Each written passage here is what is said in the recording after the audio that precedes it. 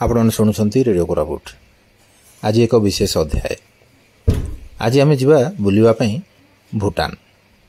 हाँ, रेडियो कोरापुट माध्यम किसी शब्द माध्यम किसी अनुभूति को बांटा माध्यम आम जा पहुँचा भूटान ठारे। आ भूटान को यही किछि दिन पूर्वे जाई फेरी कोरापुटर श्री निरंजन पाढ़ी आम समस्त पाढ़ी भाईना से तांकर परिवार सहित से जाइथिले एवं सेठिकार विभिन्न कथा को नहीं से कथा छल अनेक प्रशंसा भी करिसेंती भूटान देश को। तेबे तांकर अनुभूति कौन थिला, कौन से नियारा जिनस से देखिछंती जहाँकि आमे भी एठारे ताको अभ्यास कले एठिकार जनजीवन एठिकार जीवन यात्रा आहुरी सुंदर हो उठिबो। तेबे पाढ़ी भाई आम निमंत्रण करुचे रेडियो कोरापुट को स्वागत करुछु भाईना। तेबे आपनकर ई गस्त ई जो यात्रा कौन गोटे पर्यटक भाव में थिला ना आ किछि थिला? आज्ञा नमस्कार। मु पर्यटक भाव एमती कौन गोटे जीवी भूटान बोली मु भाविली कलु मोर से समथिंग सहित जाइथिलु। से कलकत्ता अछंती। फर्स्ट आमे अलीपुर द्वार जंक्शन रे उल्लेलु ट्रेन रो।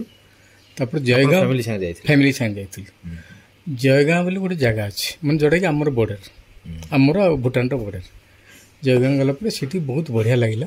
से राति रे सेठी रहणी तार दिन सकाळु गलो आमे फुट सीलिंग से जगहटा ना तांकर जो बॉर्डरटा किंतु एते खुशी लागले कनो गोटे 2 फुटर कांथ गुटी अछि। माने कलिकता रो केते दूर? कलिकता रो सेटा हबो 2 घंटा 3 घंटा रास्ता बाय रोड नै बाय ट्रेन गलु। ट्रेन गला परे बाय रोड जियो पड़ियो गोटे 1.5 घंटा 2 घंटा। तापरे मते लागला परे आपन को कोन पासपोर्ट दरकार थिला ना? पासपोर्ट दरकार थिला। पासपोर्ट दरकार थिला। पासपोर्ट भी से माने एते सुंदर माने सब चेक कर देला परे से माने तांकर गाइड सब थांती। हम गुडे एजेंट थ्रू जाइथिलु। गुडे उपढोकन उड़ दियंती कांग्रेचुलेशन टू भूटान बोली वेलकम टू भूटान। हां वेलकम टू भूटान बोली रे सॉरी वेलकम टू भूटान बोली दियंती। ले मोले अरे केते सुंदर माने एते व्यवहार तांकर गाइड सब रो बहुत बढ़िया लागला। सेठु आमे गाइड से माने एक्स्ट्रा चार्ज नियंती ना? ई पैकेज भितरे पैकेज भितरे पैकेजटा थिला टोटल माने 31,500 32,000 भितरे जोटा कि मु भाउची बहुत सस्ता। माने कोटरू कलकत्ता रू कलकत्ता जयगांव रू माने हमर बॉर्डर टू सेति पर पहुंचवाटा हमर एक्सपेंसेस। सेठु कोन हला ना से सीट जेतल गली मु तो कोरापुटिया जेतल कार रे जाउछु मु मो स्त्री को कहथाय जे इटा हमर सुंकी सालुर घाटी माने खाली तो ग्रीनरी आउ घाटी एरिया जाउछु। तापर देखली कि बहुत बड़ ये माने बहुत बड़ बड़ ऊंचा है माने भल लागिला। अवश्य देखो तो थिम्पू बोली जगह को गल। से थिम्पू जगह एते सुंदर नीट एंड क्लीन तांकर प्रकृति में शिक्षा कथा गोटे पुड़िया कागज भी हम पाइबन सेठी। और तांकर ट्रैफिक नहीं पुलिस ट्रैफिक पोस्ट नहीं पुलिस खाली कंट्रोल करता कि हम पुलिस भी देखि परियन बोले एते ये डिसिप्लिन। आ तांकर जो जेब्रा क्रॉसिंग रोची सेठी जदि आमे ठिया हिचे तले तो सेमान कहबे जे गाड़ीटा आपन जानत फास्ट रे। अब कार राइड बहुत गुडे कार देखली स्कूटी मोटरसाइकिल बहुत कम।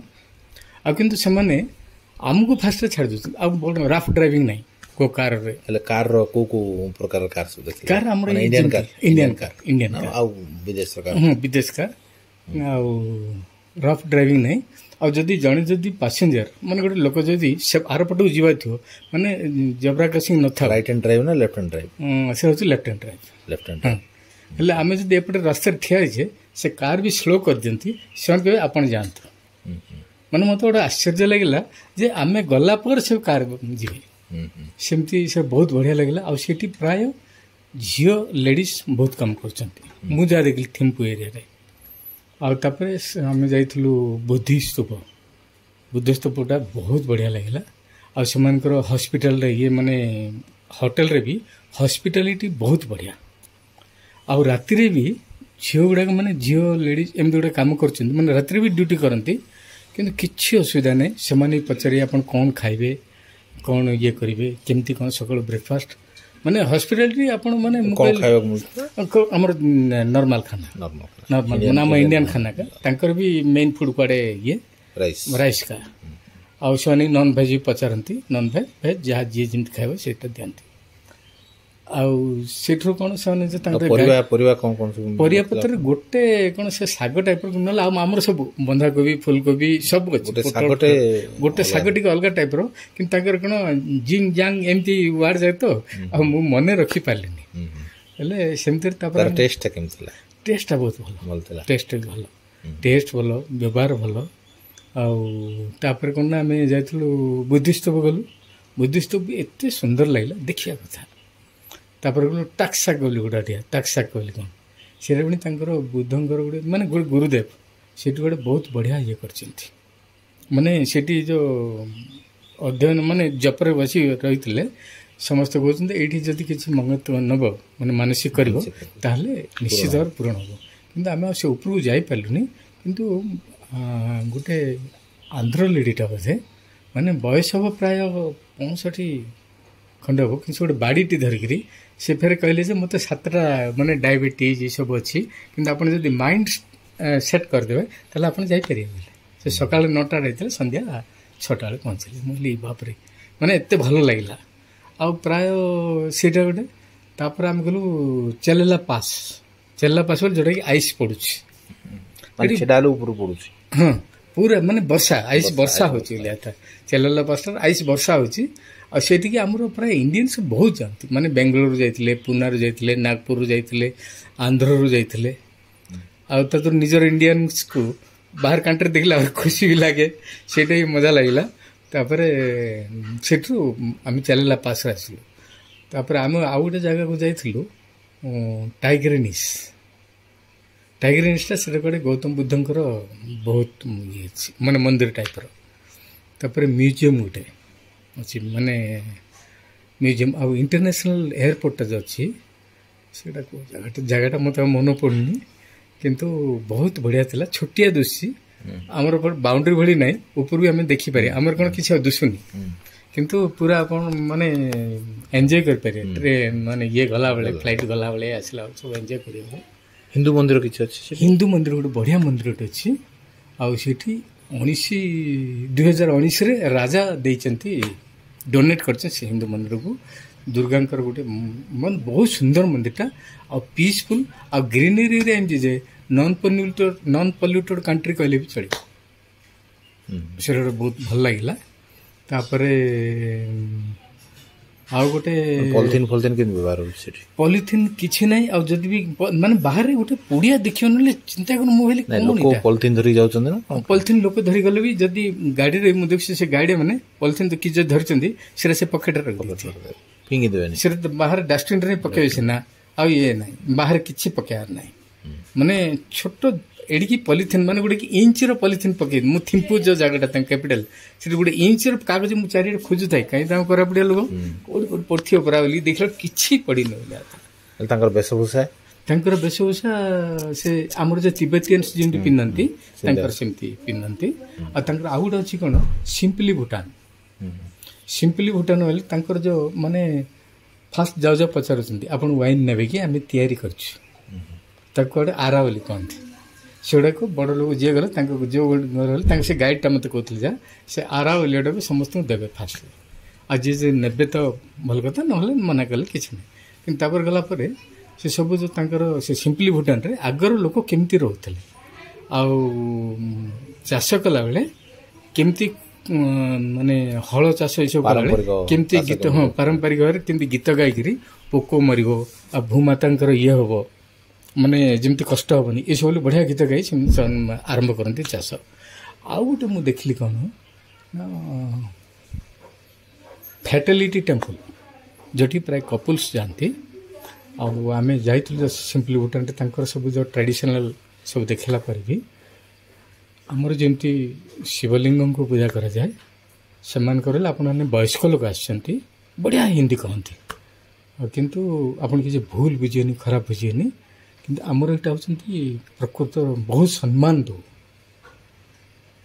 ଦେଉ ବୋଲି ପୁରା ତାଙ୍କର ସେସବୁ ଗୋଟେ ତାଙ୍କର ଯେଉଁ ସିମ୍ପଲି ଭୁଟାନରେ ଏସବୁ ଗୋଟେ କହୁଥାନ୍ତି। ଆଉ ଗୋଟେ ଲୋକକୁ ଦେଖିଲି, ତାଙ୍କ ରାଜା କୁଆଡ଼େ ଗୋଟେ ରାଣୀ ତାଙ୍କୁ ଗୋଟେ ପୁରା ହ୍ୟାଣ୍ଡିକ୍ୟାପ୍ଡ, ତାକୁ ସେ ନିଜେ ଗୋଡ଼ରେ ତିଆରି କରିଥାଏ, ମାନେ କାଠର ଜିନିଷ ସବୁ ତିଆରି କରିକିରି ରଖିଥାଏ ଆଉ ଯିଏ ନେବ ପଇସା ନେଇ ବିକ୍ରି କରିବ ବୋଲି ବିକ୍ରି କରେ ତାର ରେଟ୍ ଉଠେ ସେ ଲୋକ ସେଇ ପଇସାରେ ସେ ବଞ୍ଚୁଛି। ତାପରେ ଆଉ ଗୋଟେ ଦେଖିଲି କ'ଣ ନା ମାନେ କେହି ତୁଚ୍ଛାରେ ବସିବେନି, ସମସ୍ତେ ପରିଶ୍ରମୀ। ମୁଁ ପଚାରିଲି ଗରିବୀ କ'ଣ, ଏଠି ଗରିବୀ କିଏ ନାହାନ୍ତି ବୋଲେ, ଗରିବୀ ବୋଲି କିଏ କହନ୍ତିନି କେବେ, ଖଟିକି ଖାଇବେ ସମସ୍ତେ ଚାହାନ୍ତି ଖଟିକି ଖାଇବା ପାଇଁ। ସେଠି ଅର୍ଥନୀତି କେମିତି ଅଛି, କେମିତି ଅର୍ଥନୀତି ବହୁତ ଭଲ, ଇକୋନୋମି କେମିତି ଅଛି? ହଁ ଅର୍ଥନୀତି ମାନେ ଆମର ଇଣ୍ଡିଆ ଅପେକ୍ଷା ଟିକେ ମହଙ୍ଗା ପଡ଼ିବ, କାହିଁକିନା ତାଙ୍କର ଜଣେ ଆମର ଯେଉଁ ହୋଟେଲରେ ରହିଥିଲୁ ସିଏ କହୁଥିଲେ ଜୟଗାଁ ବୋଲି ଜୟଗାଁ ଆମର ଯେଉଁ ଇଣ୍ଡିଆର ଅଛି, ସେମାନେ ପ୍ରାୟ ସେଠୁ କିଛି ଜିନିଷ କିଣି ମାନେ ସବୁରେ ପ୍ରାୟ ମାର୍କେଟ କରିବା ପାଇଁ ଆସନ୍ତି ନିଅନ୍ତି, କିନ୍ତୁ ଆମର ଟିକେ ଅଧିକା, ଯେଉଁଟାକି ଆମକୁ ବି କିଛି ନର୍ମାଲ ଜଣା ପଡ଼ିବନି। ଘର ସବୁ କିଣିବା ଘର ଗୁଡ଼ାକ ସବୁ ଯେମିତି ଆମେ ପିକ୍ଚର କି ଇଏ ଦେଖୁଛୁ ଯେମିତି ମାନେ ପାଗୋଡ଼ା ଟାଇପ୍ର। ନେକ୍ସଟ ହେଲା କ'ଣ ନା ତାଙ୍କର କାଠର ବ୍ୟବହାର ବହୁତ, ଗୋଟେ କାନ୍ଥରେ ମାନେ କାନ୍ଥ ଗୁଡ଼ାକୁ ଦେଖିଲା ବେଳକୁ କାଠରେ 3 ଭାଗ ମାନେ ଖାଲି ପିଲରଟା ଥିବ 3 ପୋର୍ସନ୍ କରିକି ବି ଘର କାନ୍ଥଟା ଉଠି ଯାଇଥିବ। ଆଉ ମୁଁ ଦେଖିଲି ଭାବିଲି ଯେ ଉଇ ବହୁତ ଅଛି ହେଇନାହାନ୍ତି, କାହିଁକି କେତେ ଗୋଟେ ଭଙ୍ଗା କାଠ ବି ଥାଏ, ଦେଖିଲି ଉଇ ଲାଗିନାହାନ୍ତି। ଆଉ କାଠର ଇଏ ବହୁତ ମାନେ କାଠ କାମ ଗୁଡ଼ାକ ବହୁତ ହେଉଛି।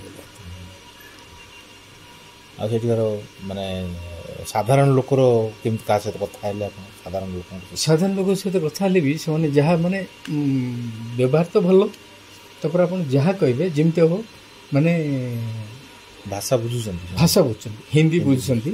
ମୋର ବି ଗୋଟେ ଏକ୍ସପିରିଏନ୍ସ, ଗୋଟେ ମେଡ଼ିସିନ ଆଣିବା ପାଇଁ ଗଲି, ଗୋଟେ ଛୋଟ ପିଲାଟାକୁ ମାନେ ଅଛି ମାନେ 20-25 ମାନେ କଲେଜ ଗୋଇଂ ପୁଅଟା ଯାଉଥିଲା, ମୁଁ ମେଡ଼ିସିନ କେଉଁଠି ମିଳିବ, ଆସନ୍ତୁ ଏଇଠି ଅଛି, ମୁଁ ଯାଉଛି ସେପଟେ ବୋଲି କହିଲା। ସେଠୁ ଗଲା ପରେ ସେଠୁ ଦେଖେଇ ଦେଇଥାନ୍ତି ବୋଲେ ଆଉ ଗୋଟେ ଝିଅଟି ବି ତା ସହିତ ଯାଉଥିଲା, ଆରେ ଆମେ ତ ସେପଟେ ଯିବା ଦେଖେଇଦେବା ଚାଲ ବୋଲେ ସେ ମେଡ଼ିସିନ ଷ୍ଟୋରକୁ ନେଇ ମୋତେ ସେଇଠି ମେଡ଼ିସିନ ଷ୍ଟୋର ଦେଖେଇଲେ, ସେଇଠୁ ଯାଇ ତାପରେ ସାଇନ୍ ଗଲା ଆମେ ଯାଉଛୁ ସାର୍ କହିଲେ। ଆଉ ସେଇଠି କିନ୍ତୁ ଆମେ ବହୁତ ଶିକ୍ଷାର ଅଛି, ଯେହେତୁ ବୋଧେ କମ୍ ଲୋକ ଅଛନ୍ତି, 6 ଲକ୍ଷ ନା 7 ଲକ୍ଷ ବୋଧେ ଭୁଟାନର, ଆଉ ସେଥିପାଇଁ କେହି କହିପାରିବେନି, କିନ୍ତୁ ଆମେ ଶିକ୍ଷା ତ ବହୁତ ଅଛି। ଆଉ ଗ୍ରୀନେରୀ ଏରିଆ ମାନେ କି ସୁନ୍ଦର ଅଛି ସେ ଏରିଆ ଯାକ, କିଛି କହିହେବନି। କେତେ ଦିନ ରହିଲେ? ଆମେ ରହିଲୁ ସେଠି 5-6 ଦିନ ରହିଲୁ। 6 ଦିନରେ ତାଙ୍କର ଭାଷା ତ ଗାଇଡ଼ ଅଛି, ସେ ଜଣା ପଡ଼ିଯାଉଥିଲା, କିନ୍ତୁ କ'ଣ ନା କେତେଟା ଜିନିଷ ଜାଣିକିରି ପାଟିରେ ଆମର ପ୍ରୋନାଉନ୍ସିଏସନ୍ କରିହେଉନଥିଲା, ଯେଉଁଟା କହିପାରୁନଥିଲୁ। ଭାବିଲି ଯେ ଆଉ ଥରେ ମୁଁ ଭାବୁଛି ବେଳେବେଳେ ଆଉ ଯିବା କଥା ଥରେ, ବା ସାଙ୍ଗସାଥି ଧରିକି ବୁଲିଯିବା କଥା। ଆଉ ସେ ଚେଲେଲା ପାସ୍ ବୋଲି ଏତେ ବଢ଼ିଆ ଆଇସ୍ ପଡ଼ୁଛି, ଆମେ କେବେ ପ୍ରାୟ ସେମିତି ପଡ଼ି ଦେଖିନୁ, ମାନେ ପୁରା ମୁଣ୍ଡ ଉପରେ ପୁରା ପଡ଼ୁଥିବ, ମାନେ ବର୍ଷା ତ ଆଉ। ଯାଉ ପାଢ଼ୀମାନଙ୍କ ସହିତ ବିସ୍ତୃତ ଭାବରେ କଥାବାର୍ତ୍ତା ହେଇ ଭୁଟାନ ସମ୍ପର୍କରେ ଆମେ ଅନେକ କଥା ଜାଣିଲେ, ସେଠିକାର ଜନଜୀବନର କଥା, ସେଠିକାର ବ୍ୟବହାରର କଥା, ସେଠିକାର ଖାଦ୍ୟର କଥା, ପୋଷାକର କଥା, ଅର୍ଥନୀତିର କଥା, ସାମାଜିକ ବ୍ୟବସ୍ଥାର କଥା, ସାମ୍ପ୍ରତିକ ସେମାନଙ୍କର ଯେଉଁ ଧାର୍ମିକ ଯେଉଁ ଅନୁଷ୍ଠାନ ଗୁଡ଼ିକ ରହିଛି ସେଗୁଡ଼ିକର କଥା, ଏସବୁ କଥା ଆମେ ବିସ୍ତୃତ ଭାବରେ ଜାଣିଲେ। ତେଣୁ ଆମେ କୃତଜ୍ଞତା ଜଣାଇବା ପାଢ଼ୀମାନଙ୍କ ପାଖରେ ଯେ ସେ ଏତେ କଥା ମନେ ରଖିଛନ୍ତି, ବିଭିନ୍ନ ଜାଗାର ନାଁ ଗୁଡ଼ିକ ଏପର୍ଯ୍ୟନ୍ତ ତାଙ୍କ ପାଟିରେ ମନେ ରହିଛି। ନିଶ୍ଚିତ ଭାବରେ ତାହା ଗୋଟେ ବିଶିଷ୍ଟ କଳା ମନେ ରଖିବା। ଆମେ ଜାଣିଛେ ଯେ ପାଢ଼ୀ ଭାଇନା ମନେ ବହୁତ ରଖନ୍ତି, କାରଣ ଆମେ ଦେଖିଛେ ଯେତେବେଳେ ସର୍କିଟ ହାଉସର ସେ ଦାୟିତ୍ୱରେ ଥିଲେ, 20 ବର୍ଷ ପରେ ମଧ୍ୟ ଆସିଲେ, ସେମାନଙ୍କର ଖାଦ୍ୟର ରୁଚି କ'ଣ ଥିଲା ସେଟାକୁ ସେ ମନେ ରଖିଥାନ୍ତି ଏବଂ ତାଙ୍କୁ ସେଇ ଖାଦ୍ୟ ପରସିଥାନ୍ତି। ତେଣୁ ଏଇ ପ୍ରକାର ଭାବରେ ଯେଉଁ ମନେ ରଖିବାର ଯେଉଁ କଳା, ସେ କଳାଟିକୁ ଆଜି ସେ ଭୁଟାନ ଗସ୍ତରେ ମଧ୍ୟ ଦେଖାଇଛନ୍ତି। ତେଣୁ ତାଙ୍କ ପାଖକୁ କୃତଜ୍ଞତା ଜଣାଉଛୁ ରେଡ଼ିଓ କୋରାପୁଟର ସମସ୍ତ ଶ୍ରୋତାଙ୍କ ପାଖରେ। ସେମାନେ ଏତେ ସୁନ୍ଦର ଶୁଣିଛନ୍ତି ଆମକୁ, ଏବଂ ପରବର୍ତ୍ତୀ ପର୍ଯ୍ୟାୟ ପର୍ଯ୍ୟନ୍ତ ମୁଁ ବିଦାୟ ନେଉଛି। CH ଶାନ୍ତାକାର, ରେଡ଼ିଓ କୋରାପୁଟ ପାଇଁ ନମସ୍କାର। ଆପଣମାନେ ଶୁଣୁଛନ୍ତି ରେଡ଼ିଓ